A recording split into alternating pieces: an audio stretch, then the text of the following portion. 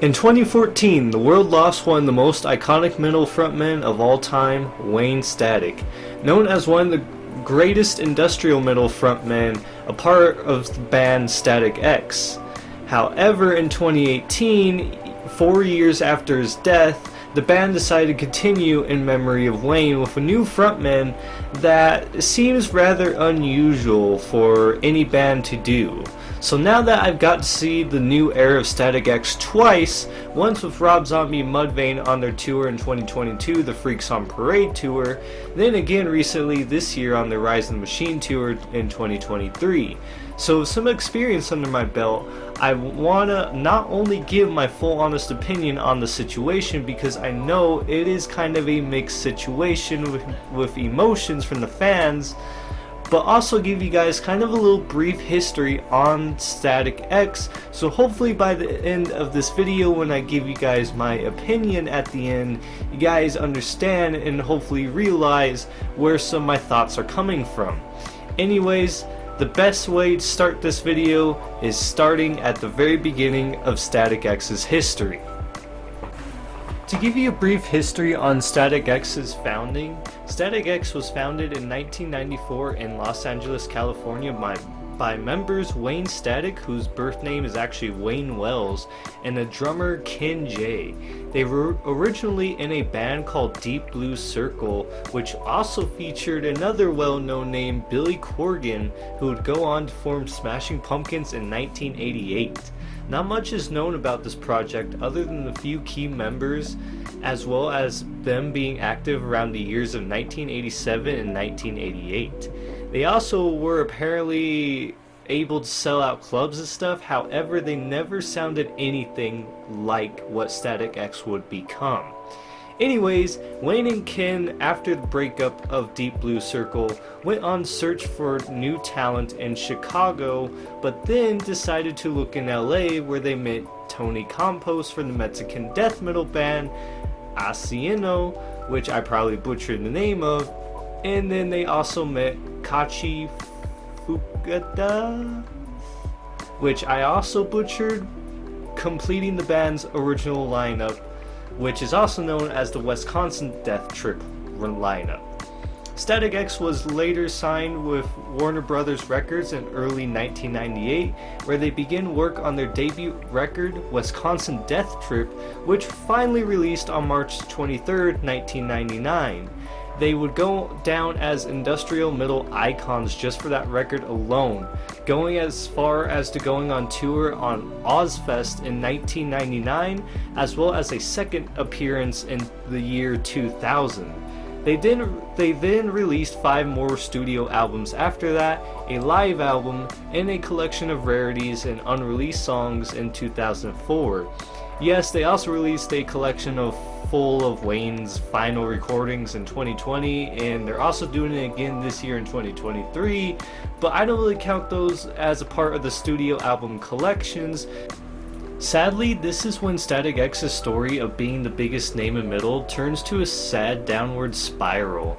By 2010, Wayne remained the only member left of Static X, and of course, because of that, he announced the group's hiatus.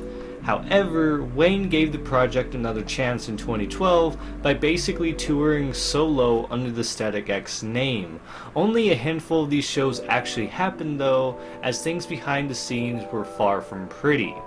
According to Tony, who was the original member of Static X, Wayne wanted to do a tour under the name Static X again, so Tony ended up giving his blessings to Wayne in exchange for an X amount of money in return for obviously using the Static X name.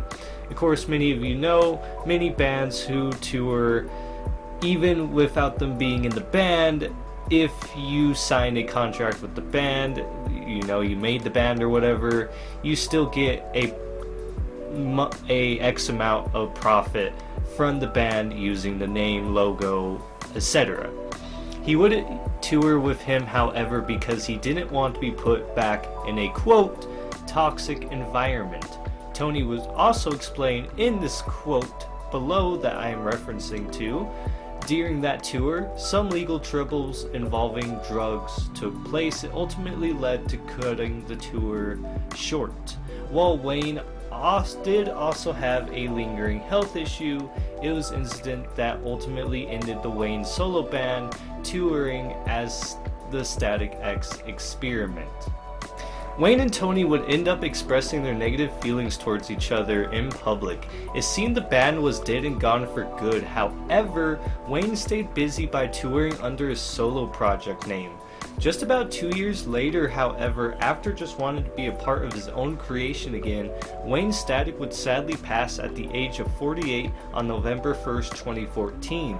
Although many claim he had been off hard drugs for years, an autopsy report shows his cause of death was by combined drug intoxication. Static had died of multiple prescription drug toxicity involving the opioid painkillers oxycodone and hydromorphine, the anti-anxiety medication Xanax, and alcohol, all mixed, leading to his death.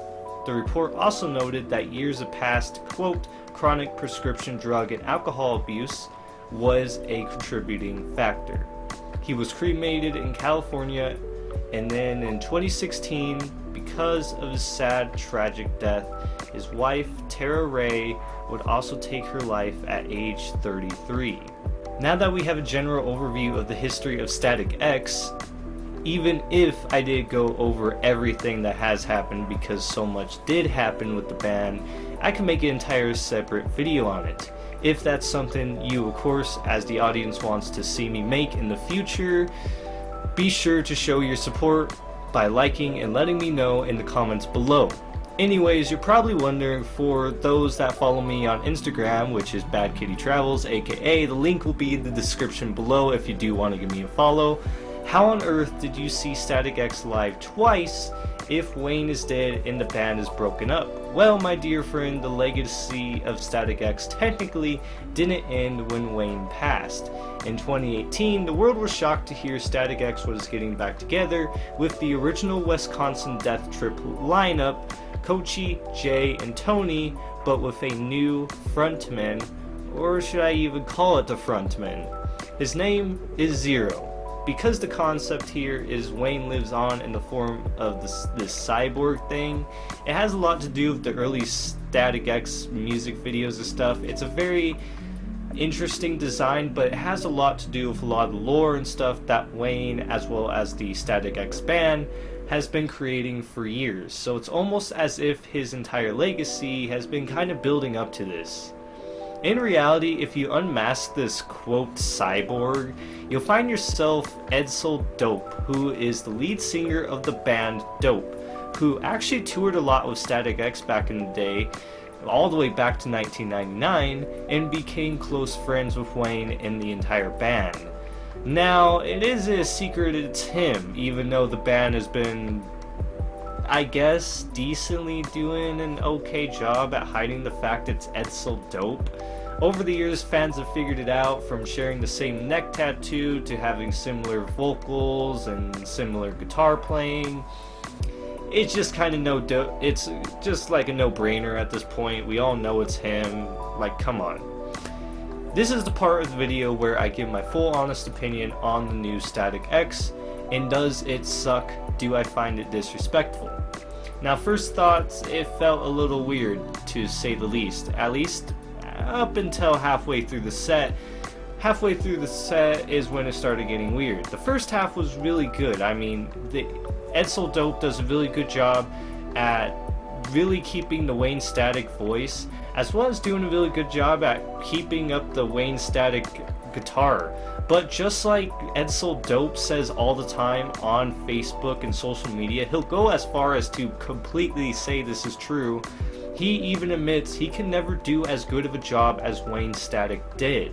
So if you're going into the project expecting another Wayne Static, you may not find it, which they never really technically said it's the new Wayne Static. Now sure, everyone in the band is amazing and cool, but it's kind of off-putting watching a cyborg, quote, play the same music a once alive man used to play. Like, it's 100% not the same at all, and I'm sad I'll never get to see Wayne for myself. As for the whole idea of continuing the Static X legacy though, I don't think it's a horrible idea, but I do see this not being everyone's cup of tea. But at the end of the day, the whole beauty of it is I see this as an absolute W, because either which way, if you don't like this idea, you have over 6 albums of original Wayne recordings, as well as the band continuing to release unreleased music from Wayne back when he was alive. They're basically digging up Wayne's music from the vault and re-releasing it with a couple little tweaks here and there to make it a little more updated with the production of music today.